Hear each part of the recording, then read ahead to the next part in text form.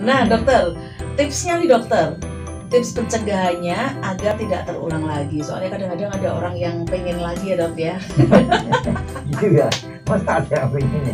Enggak sih, maksudnya supaya nggak terulang lagi tuh loh dokter. Iya. Jadi mereka tuh bisa tahu gitu loh dok. Gimana dokter?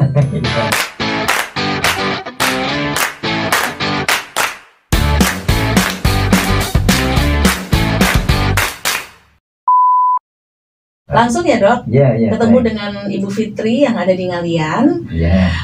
Nyeri di bahu itu apakah ada hubungannya dengan kolesterol atau asam urat dok? Urat dokter, Oh iya. bolehkah dikerokin atau dikasih salon pas? Terima kasih dokter, dari Ibu Fitri di Ngalian. Ya, terima kasih ya Bu Fitri di Ngalian ya. Jadi untuk nyeri bahu itu memang banyak penyebabnya ya. Tadi sudah saya singgung sekilas ya. Jadi beberapa hal yang bisa terjadi karena nyeri bahu ya, termasuk osteoartritis ya, radang dari sendi ya, termasuk di bahu itu bisa terjadi di sana ya. Kalau itu disebabkan kolesterol biasanya tidak terjadi di bahu ya, biasanya terjadi nyeri pada bahu itu biasanya tidak terkait dengan kolesterol ya. Ini Atau asam urat enggak ya dokter? kalau asam urat ya biasanya tidak terjadi pada sendi bahu ya, gitu. yang lebih sering biasanya memang dia keluarnya kadang-kadang bisa terjadi di sana tapi lebih jarang ya. Kalau asam urat biasanya nyerinya pada jari-jari, ya, jari-jari tangan, jari-jari kaki gitu ya, kadang-kadang nyeri.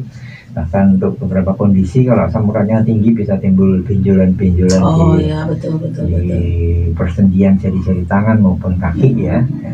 Tapi memang kalau nyeri pada bahu itu yang paling sering adalah karena osteoartritis, jadi pengapuran tadi yang cukup sering dijumpai ya. Asam urat biasanya tidak mengenai khas pada situ, walaupun kadang-kadang keluarnya bisa-bisa saja, tapi biasanya tidak dominannya di situ, tapi pada jari-jari tangan, kaki, dan bagian-bagian lain ya biasanya.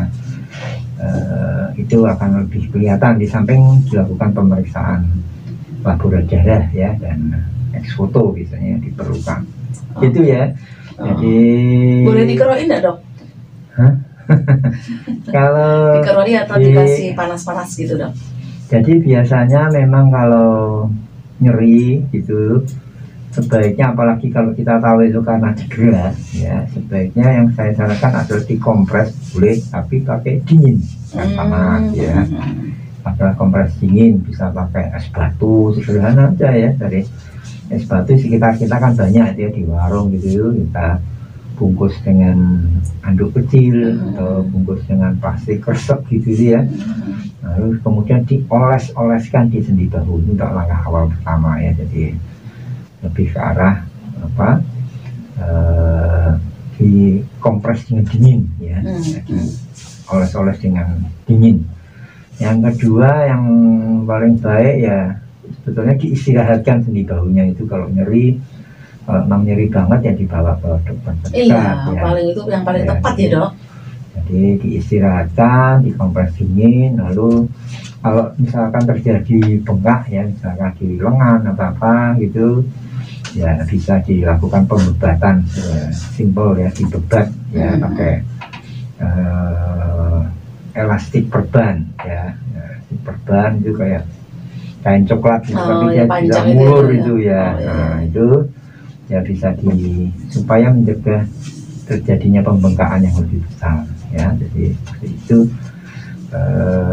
itu beberapa langkah yang awal yang biasanya dilakukan agar nyeri pada bahu kita bisa sementara teratasi ya. Kemudian setelah tindakan awal seperti itu, tentu saja sebaiknya kalau nyerinya tidak hilang-hilang ya, mungkin diminumi obat-obat yang dijual di bas, monggo, tidak apa-apa. Tapi begitu satu hari tidak ada perubahan ya, jangan lama-lama ya, udah diman-man.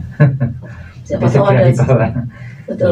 Siapa tahu ada sendi yang meleset keluar seperti yang kita ceritakan tadi. Itu. Terus dokter, dari Anis Bams di Kelipang, dokter, sejak menopause 2 tahun belakang ini kok saya itu nyeri sendinya tuh sering pindah-pindah dok. Kadang di tangan, kadang kaki, kadang bahu, kadang di mana-mana dokter ya. Nggak sakit banget sih dok, tapi pindah-pindah. Sampai kapan ini dok terjadi? Kata teman-teman, karena itu menopause. Benar nggak dokter? Iya, terima kasih untuk Usianya 55 dok. Ibu Anis Anis ya. Ibu Anis di Kelipang ya. Jadi itu keluhannya memang terjadi karena post menopause ya. Jadi memang ada sindrom menopause yang terjadi itu biasanya selama proses terjadinya menopause ya. Jadi sindrom pramenopause ya. Jadi biasanya tidak hanya sakit-sakit pada tubuh ya, banyak keluhan yang lain ya.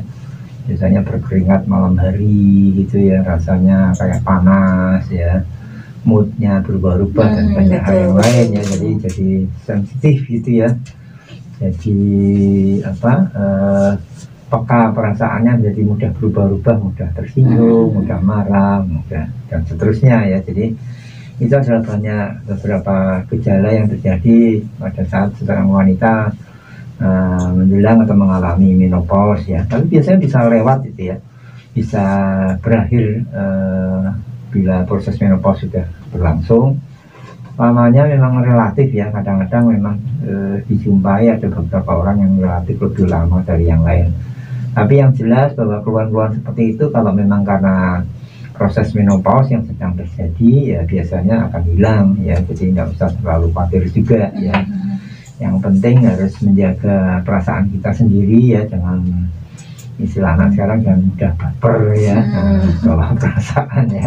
Jadi gitu ya, jadi harus jaga sendiri juga dan memahami kalau misalkan badan rasa tidak enak dan nyeri-nyeri sendiri memang sering gitu, memang betul itu adalah gejala menopause dan sebaiknya ya mungkin bisa dibantu dengan beberapa obat ringan. Mungkin kalau sakit banget ya minum paracetamol gitu ya, yang bisa mengurangi nyeri ya. Kemudian yang penting adalah berusaha menenangkan perasaan dan hati ya, menghibur diri. Saya lebih menyarankan ya cari hal-hal yang positif, hal-hal yang menggembirakan sehingga kita tidak terlarut dalam keluhan-keluhan yang mungkin timbul sesaat ya. Itu sesaat. Ya gitu ya untuk Ibu Anis Bams. Anis ya di rumah di Kelipang Maturnuwun. Oke, dan langsung saja kita ke Ibu Ida ya. Ibu Ida ini di Bulustalan dokter. Oh ya. Dia menanyakan kalau dia itu kalau ngangkat sesuatu ya berat itu terasa sakit di bahunya. Nah, apakah itu bisa dipijat dokter? Bolehkah itu dipijat?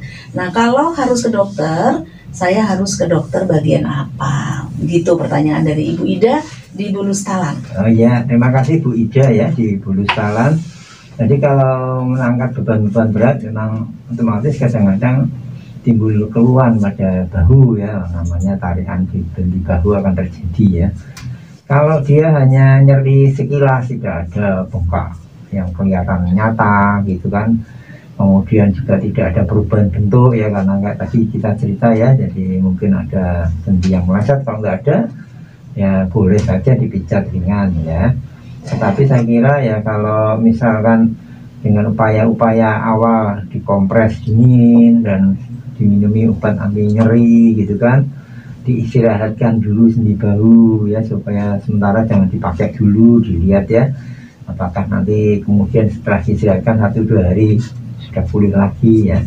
Tapi kalau saya nyarankan memang kalau aktivitas ngangkat berat itu suatu rutin, hal yang rutin dilakukan. Kalau masih sakit ya sebaiknya dibawa ke dokter terdekat, diperiksakan ya. Jadi khawatir-khawatirnya apa ada keluhan lain yang lebih serius ya dibanding hanya nyeri otot ya. Kalau hanya biasa saja biasanya hanya nyeri otot ya, bisa masuk ke tendinitis yang saya sebut ya. Jadi tendu otot yang mungkin untuk menggerakkan lengan itu kan kadang-kadang kalau terlalu capek juga bisa nyeri ya, jadi meradang itu tendunya.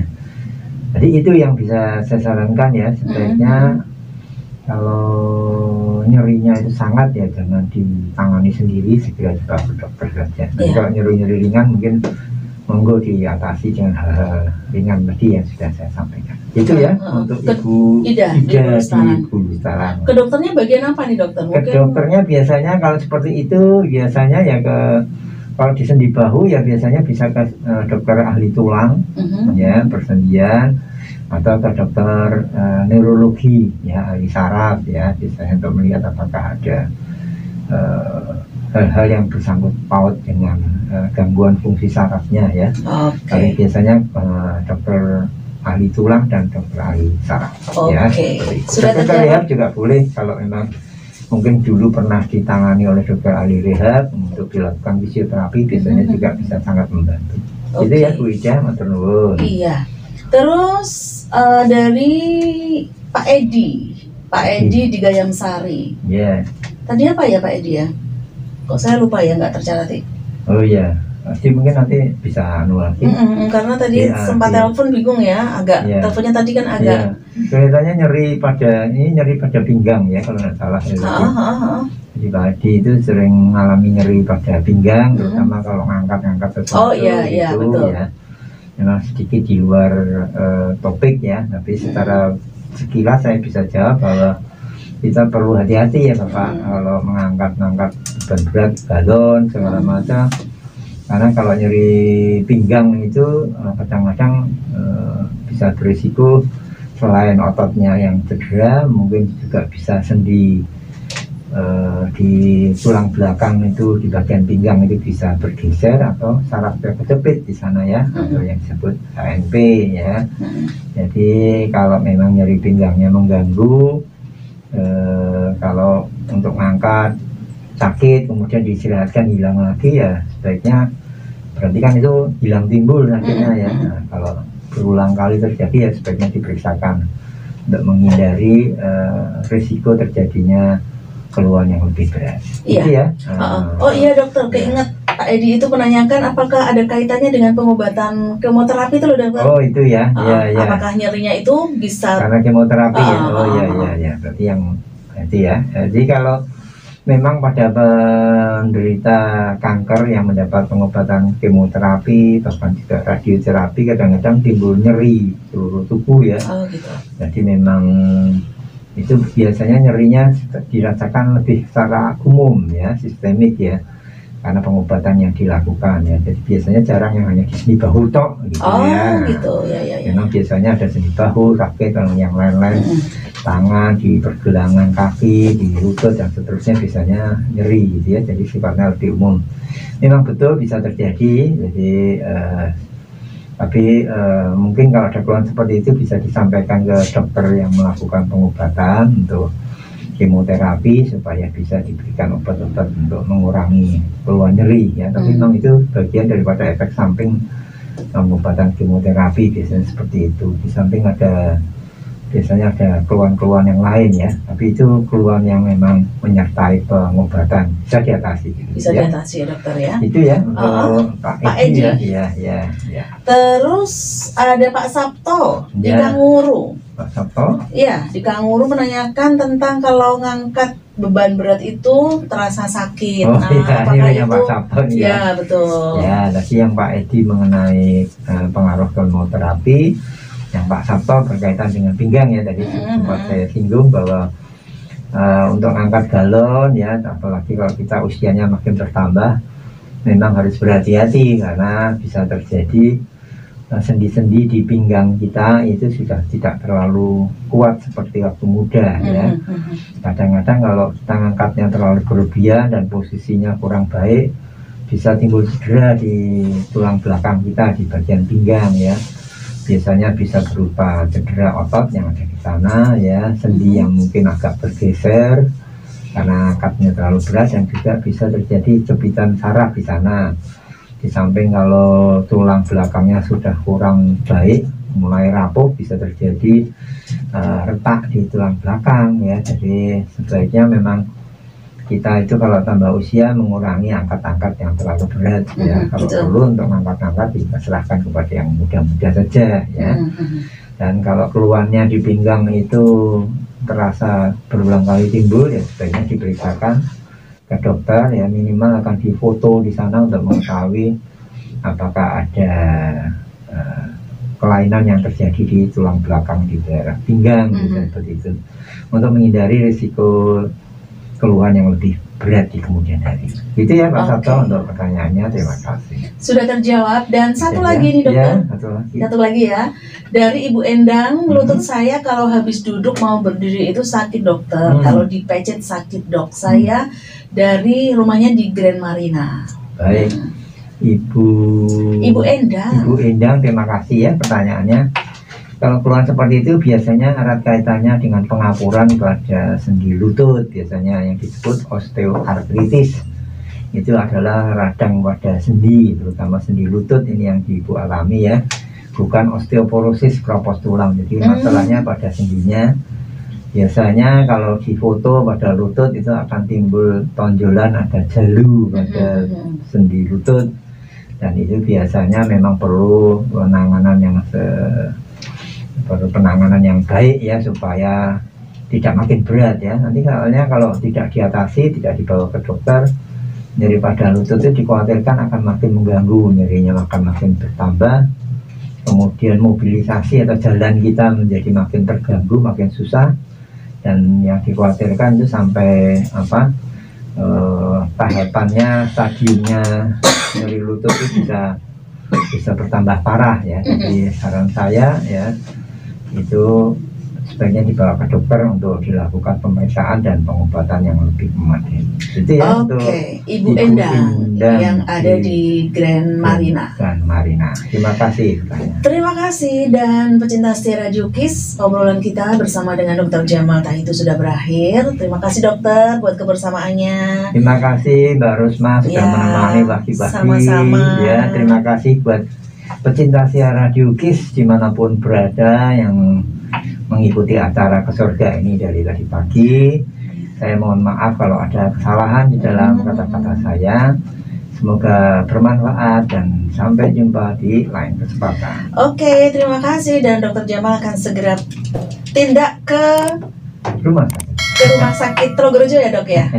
Iya, untuk bertugas di sana. Terima kasih buat dokter dan pecinta setia Radio KIS. Kita kembali ke Puspaneka.